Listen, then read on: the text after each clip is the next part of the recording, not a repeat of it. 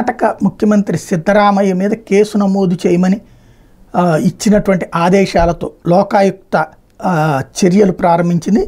మైసూరు నగరాభివృద్ధి సంస్థల స్థలాల పంపిణీ అక్రమాల్లో కర్ణాటక ముఖ్యమంత్రి సిద్ధరామయ్య మీద ఆ రాష్ట్రంలో కేసు నమోదైంది. మైసూరు లోకాయుక్త ఎస్పీ ఉదేష్ శుక్రవారం ఈ కేసు నమోదు చేశారు.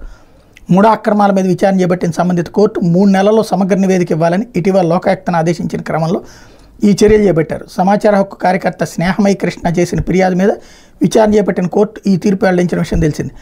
ఈ కేసులో ముఖ్యమంత్రి A1, ఆయన సతీమణి పార్వతి A2, బావమర్తి మల్లికార్జున స్వామి A3, భూములు విక్రయించిన దేవరాజు A4, ఇతరుల్ని A5 నిందితులుగా పేర్కొన్నారు.